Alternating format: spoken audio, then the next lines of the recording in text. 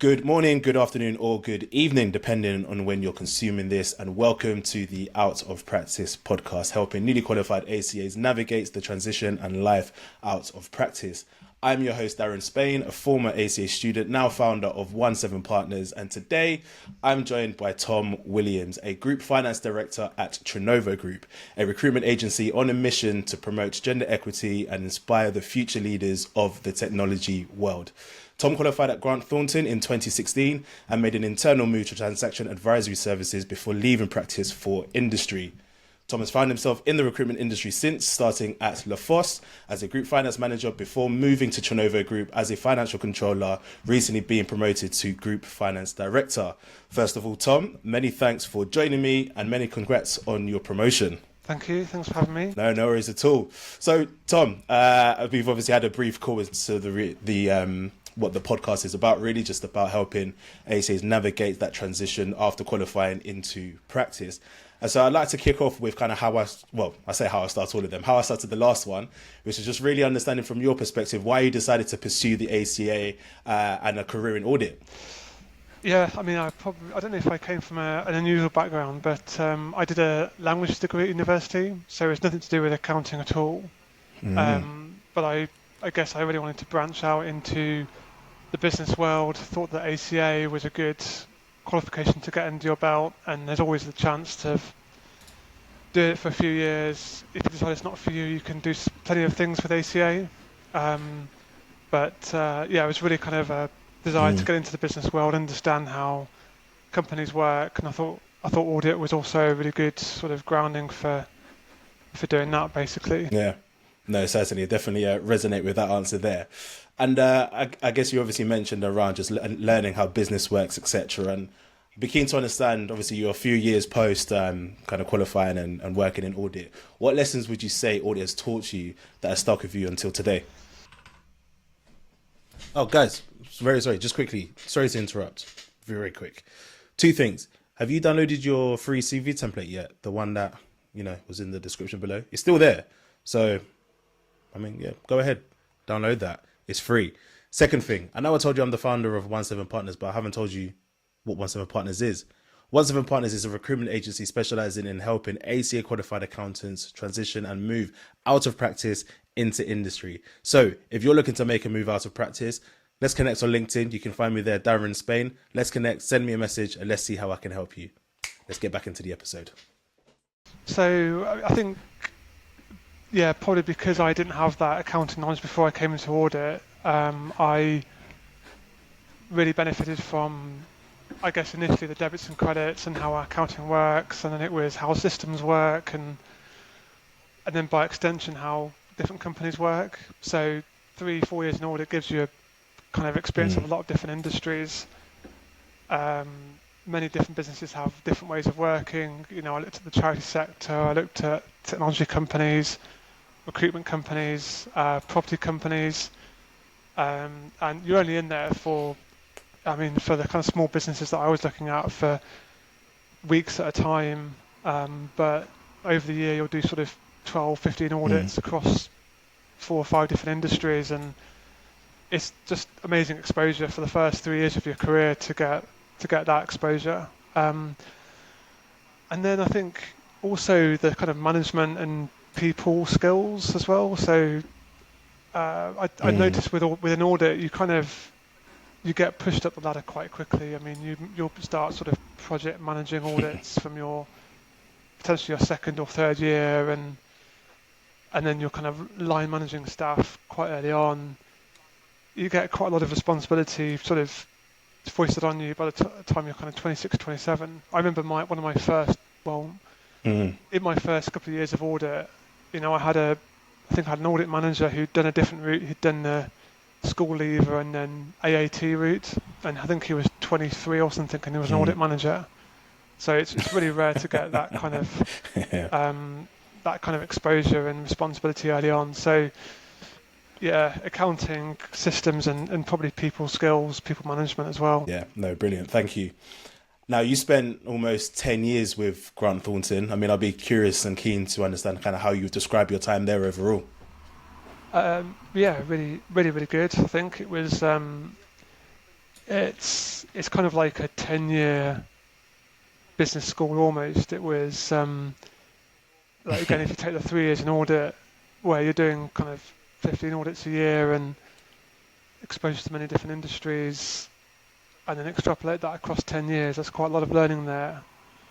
But then having done kind of 6 years in transaction services, it gave me access to the M&A world and things like not just acquisitions and disposals, but valuations of businesses, debt raises, businesses that were in distress or in difficulty as well, and just such a amazing learning experience, really. Not to mention the kind of people management and team management side of things as well. So yeah, I found it really, really good. It's a really collegiate environment to grow and learn in, and yeah, absolutely no complaints. Hard work as well. Yeah, definitely hard work. And so what made you then, I guess, make that internal transfer then before you moved into industry? Because obviously, as you said, you did 3 years in audit, you went on to transaction advisory services, obviously learned a lot there as well. But just curious as to what kind of made you make that jump first before making the switch into industry. Yeah, so I think that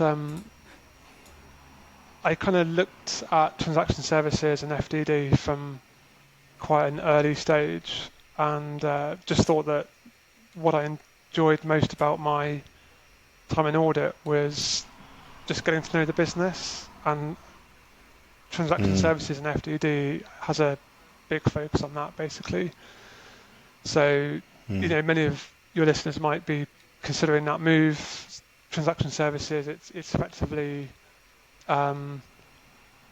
it's part of corporate finance. You're looking at financial due diligence on target companies that may be the target of an acquisition, or they may be looking to acquire a business. And it's, whereas in audit you're kind of you're answering the question, what's on the balance sheets, and is the balance sheet correct? Is the P&L correct? Within transaction services, you're answering whatever question the acquirer wants an answer to, but primarily it's what is the real earnings of this business over the last 3 years? What is its future potential earnings over the next 3 years? What does the forecast look like? What is a normal level of EBITDA? What is a normal level of working capital? And so all of the kind of accounting standards and stuff you look at in audit, I wouldn't say they go out of the window, but you're definitely working more towards sort of what's going to help an investor generate value out of this business. So I found it a much more interesting step away from audit, and focus on sort of learning about how a business works and how it makes money, really, rather than just auditing a balance sheet. I had no particular career master plan at that point. It was just trying to gravitate towards what I was interested in. Which sounds like it was business at the time. Yeah. So, no, good. Glad that you managed to carve a way out into something that you wanted to pursue then.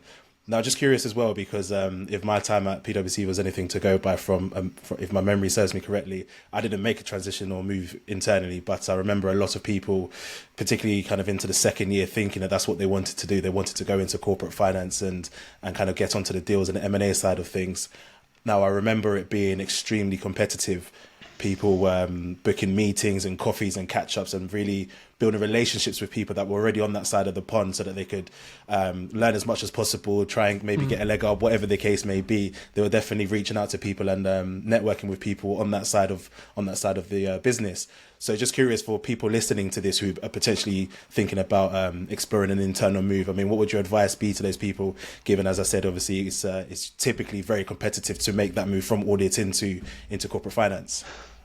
Yeah, I think a lot of what you said is quite helpful. If you have friends or former colleagues that have moved over there, then definitely stay in touch, because they can help you on audits as well, and it's just good to have that relationship, isn't it? I think equally, I mean, look, try and get in touch with people on on LinkedIn, maybe in your current business or in a different firm, where you may be working in that space, and not for necessarily just for kind of looking for a job, but more a case of, you've made this move.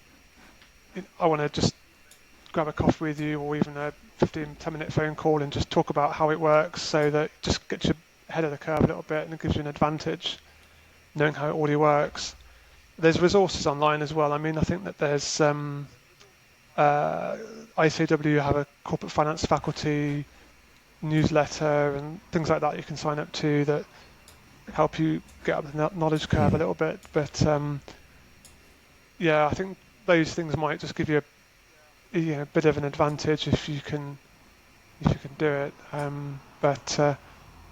In my case, there were openings there, and it was a case of applying, and there was a assessment day, so it's quite competitive. But there were some openings, and I was lucky enough to get in. Nice. Well, thank you for sharing that. So you do 6 years or so in transaction advisory services, and then you make the decision that it was time to move on. Now, what kind of prompted that decision after?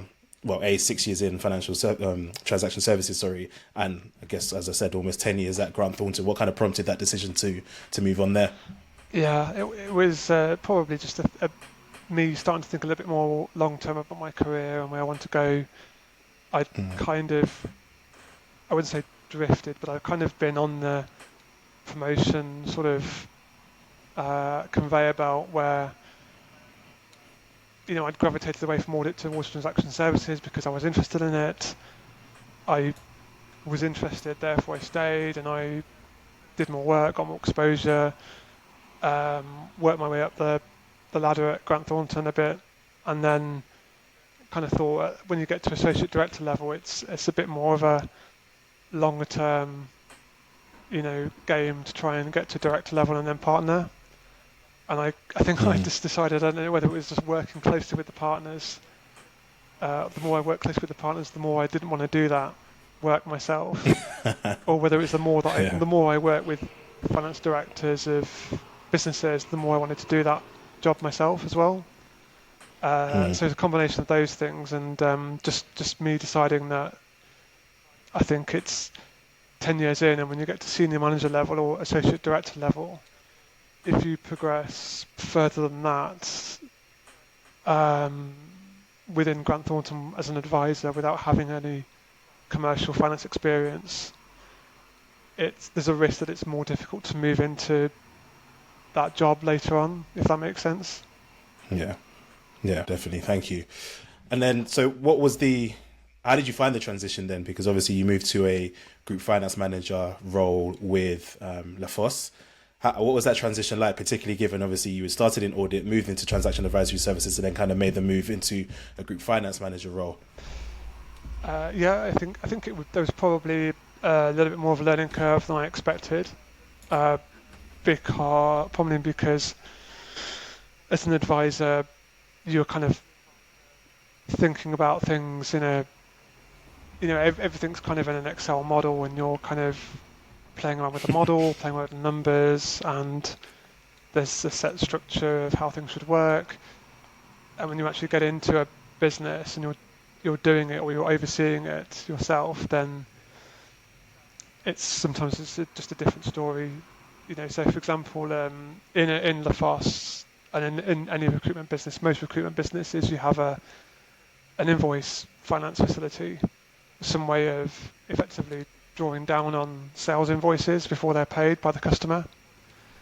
And I'd looked at this before as an advisor, and it was kind of a number on Excel spreadsheet, and you've got your debtors and you draw down 90% of that and so on.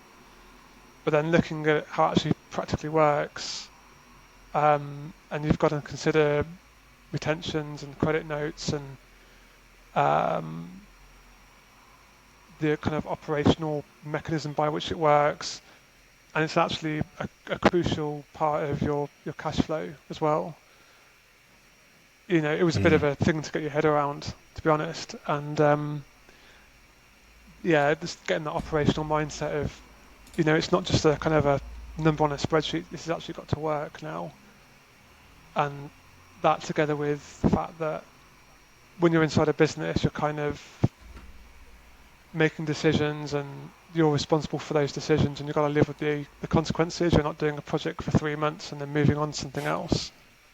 You're kind of, Yeah. if you put something in place, it's kind of real life. It's really happening and you've got to deal with it when it, comes your way later down the line. So yeah, different kind of thinking style slightly. And, you've got to try and be a bit humble and realize that you might be coming from a practice background and you go in thinking that you know everything, and actually you've got to try and think about things from their point of view and operationally learn how this business works. Yeah. Yeah, no, brilliant. Thank you.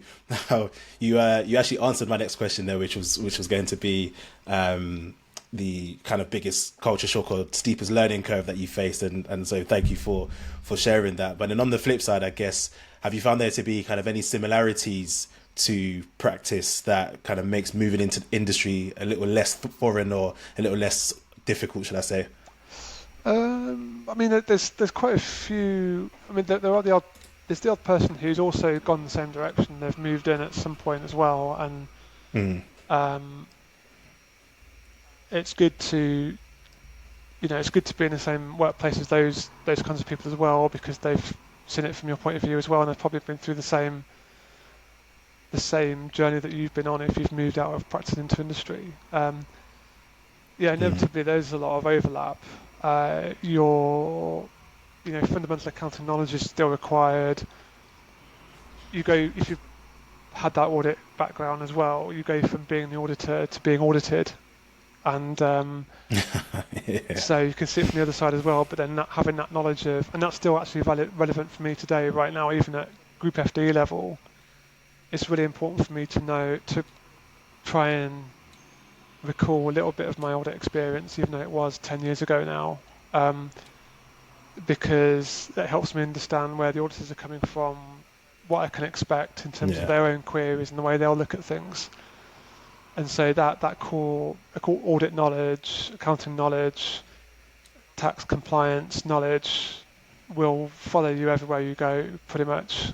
And I think that there's some things that you can do that will really add value in a business, even especially if you go to a small or medium-sized business. So accountancy firms generally have quite a good approach to things like feedback, personal development, promotions, because that's how they kind of hire and retain staff. You work there because on the expectation that if you do a good job and you deliver, then you'll get promoted. And it's obviously hard to replicate that in a commercial environment where there's only one Group FC, for example. But if you can come from an accounting practice into industry, and if you can apply some of the good habits around personal development and feedback and bring that culture in, I think that's quite helpful. Yeah. Yeah, no, brilliant. And how did you go about actually making that move? I mean, quite this is probably my recruiter hat coming on, but how did you get that job at La Fosse? I think I'd been kind of looking around informally maybe for 5 or 6 months. So I was taking my time. I hadn't really. I don't think there was a moment where I kind of said, "Right, today I'm putting my CV out there. I'm officially looking for jobs." I'd kind of tentatively dipped my toe in the water and had conversations with a few recruiters. And then, my CV was probably on quite a few job boards and LinkedIn. Got contacted by a recruiter and followed that process through. Basically, that's kind of how I got the job. Yeah, no, brilliant. And so you've obviously spent pretty much all of your time out of practice in the recruitment industry. I mean, was this a conscious decision, or was it kind of just by chance? Probably by chance, if I'm honest, that I ended up in the recruitment industry. I think it was I was after a certain type of role. I think leaving Grant Thornton, and the perfect role, I guess, came up at Lafosse, and I went for it. Mm. And then I think having been there for quite a while, I think there's probably a bit of a advantage if it's obviously easier to move upwards through finance roles if you're, sticking with the same industry. Um, there's also, I guess, a part of me that, the way the recruitment industry is, it's quite fast paced, it's quite entrepreneurial, and there's quite a lot, happening from time to time. So, um, there's enough going on to keep me interested and keep me engaged, and yeah, I feel like it's quite a good place to be. In terms of, I guess if you were to, I guess, pitch the recruitment industry as an avenue for or a destination for people coming out of practice, what would you kind of say to them? Well, I guess when you are hiring, would you say to people in terms of reasons why they might want to join recruitment? I know you said there's a lot going on and stuff, but what else do you kind of add to that? Um, yeah, I think that recruitment is, like I said, it's quite entrepreneurial, and I guess what I mean by that is uh, because it's such a heavily sales-oriented culture. There's often, Mm. there's often new things happening all the time. There's quite a lot of scope for innovating and launching new businesses. So, Lafosse, there were always like new offices being launched, new divisions being launched. Um, Quite a lot of recruitment businesses are buying other recruitment businesses. Um, Mm. there's in my current business, we've been launching new revenue streams, different models of recruitment.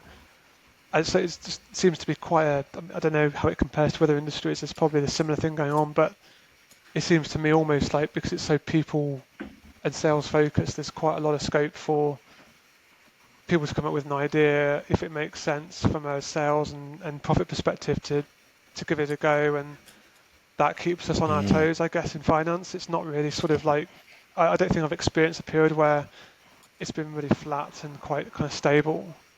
It's been constantly Yeah. changing and evolving. That's one thing. I find that, I mean, I guess the business I've been in, they've been owner managed businesses effectively until we, at Lafosse, we established an employee ownership trust where the employees effectively took on ownership of the business. My current business is owner managed, and you're kind of there's interesting owner dynamics there to manage. There's owners who are looking for opportunities to grow their business, to scale, to launch into new different Mm. territories, markets, industries. So for me, it's like there's a lot going on. The nuts and bolts of it are quite straightforward. We don't have complex accounting as such really, but it's kind of like really commercial, and lots of opportunity there for you to apply your kind of commercial brain to help the business. Yeah. I definitely agree on the people focused side of things. I think definitely something I noticed when I was working in some of my previous companies, and also we had a somebody come in as I think they joined as FP&A if I'm not mistaken. I mean, they were there for about 6 months, but they went on to, I think they just got a better opportunity 6 months Hmm. into their time with us. But one comment that they made when they were leaving was they are definitely going to seek out another recruitment agency in the future because they just thoroughly enjoyed their time working with us. And just as you kind of said, the kind of people focus, everybody was just people focused, driven, nice, and it was just a good environment to be in. So yeah, it's interesting that Yeah. you've kind of found the same thing as well. So yeah, no, brilliant. Thanks for that. And so for those who are kind of looking to obviously move into industry, I mean, what types of things would you say they should be considering in terms of making sure that they can secure the right role, get into the right industry, things of that nature? I think to the best thing you can probably try and do is up, which I didn't really do until later on, is try and think slightly long term about what you want to do for your career, and best not to rush things if you can avoid it. I think if you're kind of second year, third year in audit and you're pretty determined to move out of audit at some point into industry perhaps, take your time, maybe talk to people who are maybe a couple of years ahead of you who've moved on, that you already have a contact with. If you can go to networking events, do that. If you can talk to clients, casually about, how they got to where they got to, do that as well. Just take your time and explore the market and find out what's out there. I found that doing 3 years in audit gave me good exposure to accounting within businesses and different types of businesses, but it didn't really give me much of an idea as to kind of what's out there in terms of different types of finance role. And I think that if you just take your time and you explore what's out there, figure out what aligns to where you want to go long term, and then try and move in that direction, it's probably, a good enough thing to do. And I think if you, thinking long term sometimes means you don't necessarily take the role that's offering the most amount of money right now, because it might be more important to just decide that, well, I want to do later on down the line, I want to be a finance director in a recruitment business or something. So what I'll do is I'll move into a large recruitment business and I'll do a financial accountant job somewhere. And then I'll move into a smaller business and do something else. But if you've got a kind of long-term guide as to where you want to go to, then you're probably in a good place, probably better off than most people at that stage in their careers. Yeah. Tom, I just wanted to very quickly check. Are you okay to carry on for maybe 10 maximum more minutes? Yeah, absolutely. Okay? Yeah. Yeah, brilliant. No, I appreciate that. Thank you. Okay, cool. And so what would you say are kind of 1 or 2 skills that you think are critical for newly qualified ACAs to master as they kind of make that transition and think about the next steps and beyond? I think it depends where you want to go to a little bit. So some people move out of audit and they go into a kind of more technical role. There's forensics roles and there's internal audit roles within a practice firm. And you probably need some, quite detailed technical skills, attention to detail, to master those roles. Whereas if you wanted to move into a more commercial role later on down the line, you might want to be a corporate finance advisor, you might want to go into industry and be a controller, finance director later on. For those types of roles, I think you probably just need to probably understanding on a more commercial level how businesses work would be quite important. So audit gives you the nuts and bolts of accounting and good process, controls, things like that, systems. But understanding what I call the dynamics of how a business works, the unit economics of how a business work. How do they make money? What's the unit economics of their cost base? Maybe if you're interested in a certain sector, how does that sector work? How does it make money? Who are the key players and what are they doing? Just looking at things from a more commercial lens probably helps. That'd be probably the advice. And I think, moving into transaction services can help with that, or you could move equally into commercial roles, or you could, stay in audit and flex those muscles within audit. No, brilliant. That reminds me, actually, I remember speaking to somebody who once said, I would never go to a business if I didn't understand how they made money.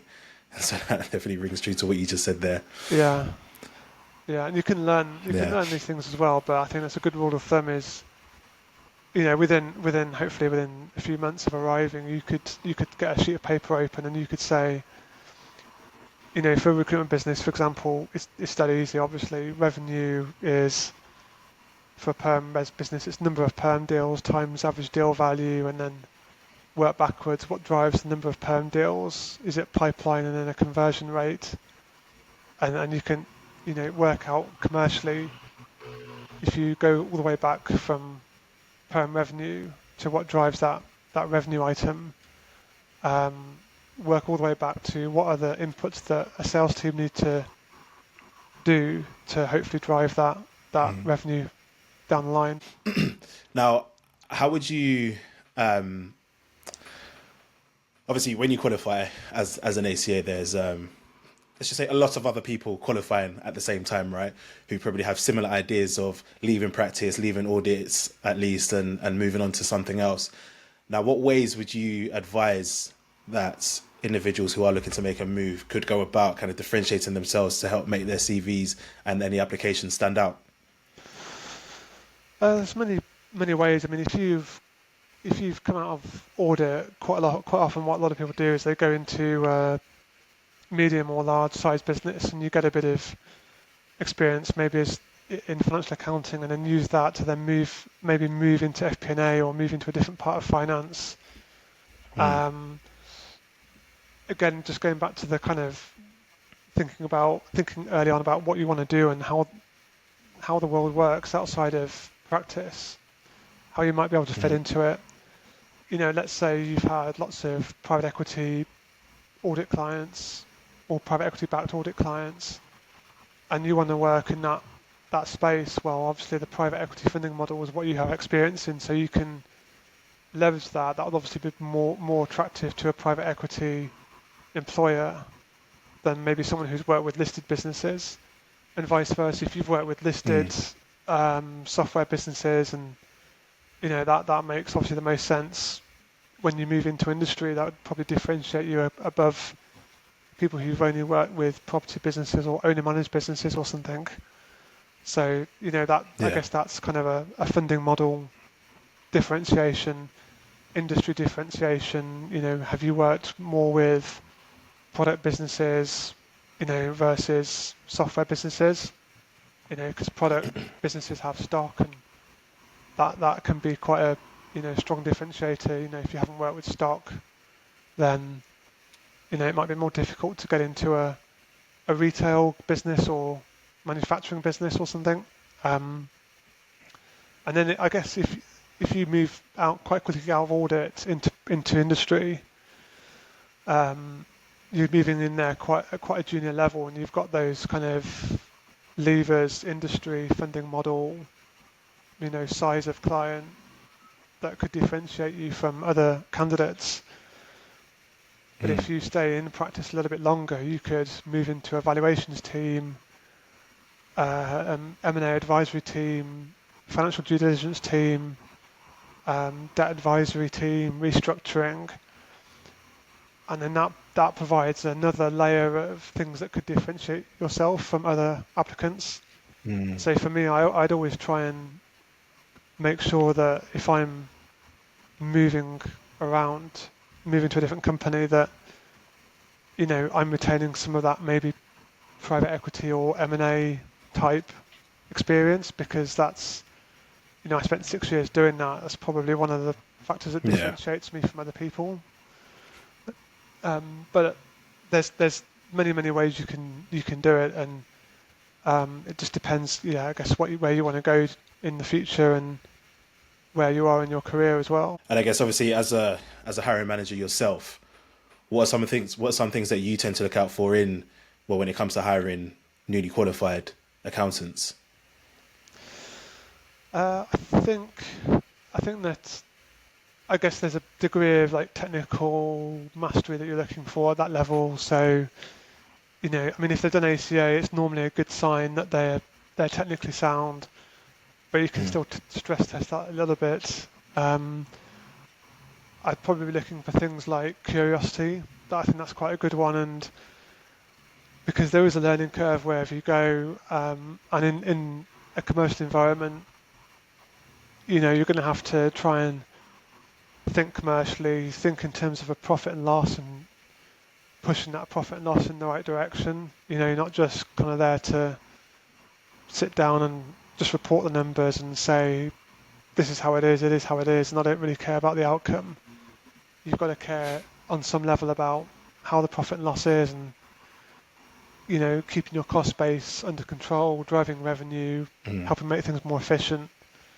So having a bit of a curiosity aspect to yourself and asking loads of questions. Like I'm just quite, I'm quite keen on people who, get to the final stage of an interview and they just have loads of questions to ask, or they even just drive some of the interview and ask me questions and challenge me and so on. I like talking about myself and my business and so on. So, things like that, I think, are a sign of a really good switched on candidate, in my view. Yeah. No, brilliant. Thank you very much. Right, so Tom, final bit from me. I've got just some quick fire questions I'm going to ask you, about 10 of them. So hopefully we can rattle through them. But you ready? Yeah, go ahead. Let's go. So, are you an early bird or a night owl? I've always been a night owl, really. Yeah, more the kind of late finishes than the early starts.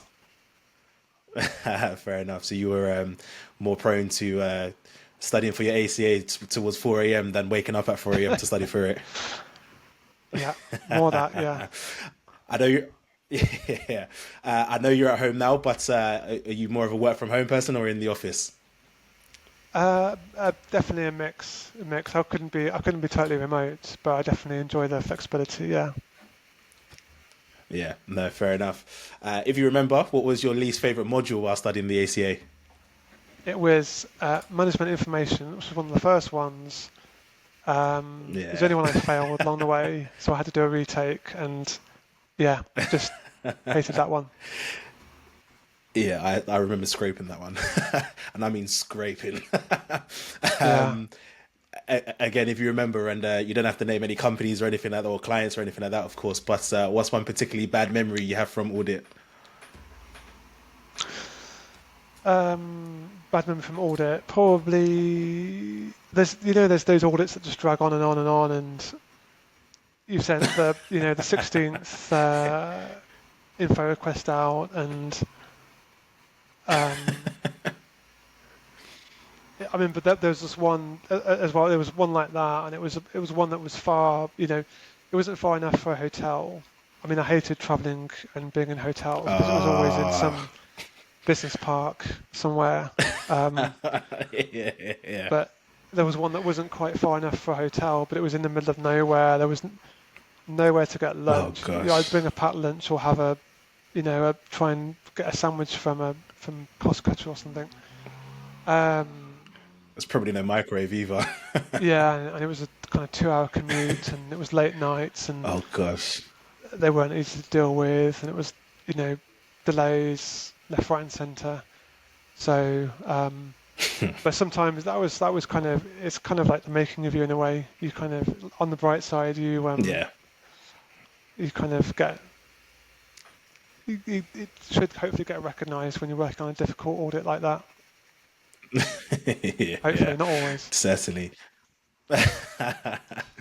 Yeah, I remember having a client exactly like that. But interestingly enough, so they were on a business park based out in Essex. Similar thing. The only thing to eat was Toby Carvery, which I loved going into the audit.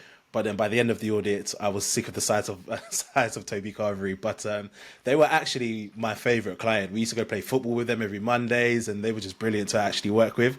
But location-wise, that wasn't a away job though. So yeah, he just stayed in a travel lodge in this business park right next to a Toby Carvery. And yeah, I know. The client was actually pretty cool.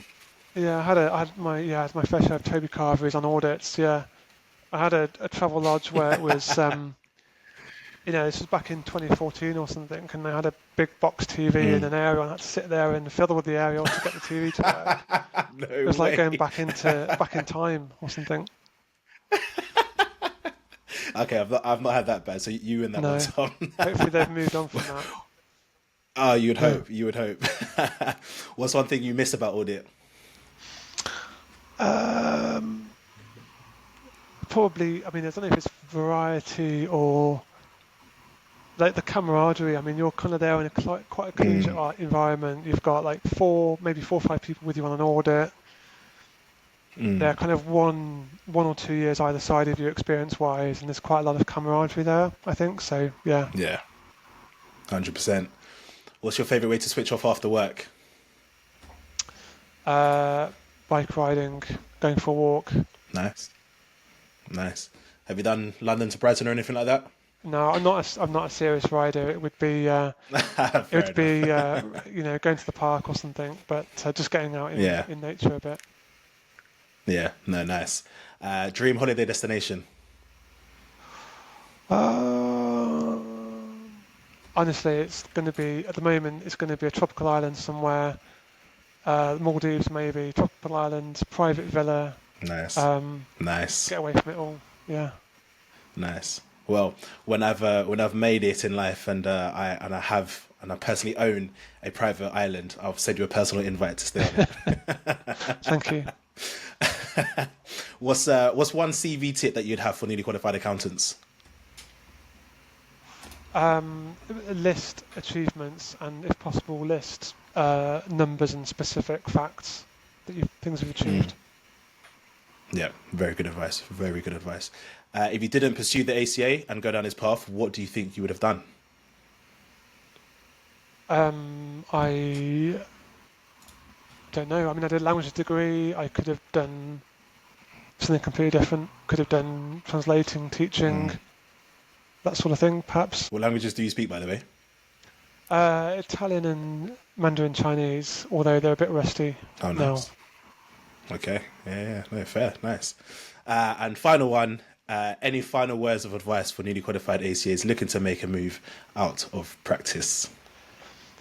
I think to sum up, just depending on where you are in your career, have a think about the long-term plan of where you want to be. You don't have to do exactly what you said you would do when you were 25, but if you have an idea of the kind of work you want to do, the kind of place you want to be when you're 35, 40, if you gravitate in that direction and you have a kind of plan in your mind, that's better than kind of drifting from one role to the next because of salary or other factors. So yeah, have a think about the long term. Yeah. Yeah. No, brilliant. Thank you very much, Tom. I appreciate your time and I appreciate you sparing me a little bit extra as well. Apologies we overran, but I No know worries. the listeners will definitely take value away from this when it airs or launches or releases, should I say. But no, thank you so much again, and wishing you all the best, and let's keep in touch. Brilliant. Thank you. Thanks very much. I hope you enjoyed that episode of the Out of Practice podcast and took away some value from that. If you did, be sure to let me know by smashing that like button and subscribing to the channel. Let me know in the comments below if there are any questions you'd like me to ask any future guests, and I'll be sure to do so. Don't forget also, in the description below, you can find a link to download a free CV template. Make sure you go ahead and get yours. And if you're a recently or newly qualified ACA chartered accountant looking to make a move out of practice, then let's connect on LinkedIn. I'm the founder of 17 Partners, a recruitment agency specializing in helping ACA qualified accountants transition and make a move out of practice into industry. So connect with me on LinkedIn, drop me a message, let's schedule a call, and let's see how I can support you make your next move.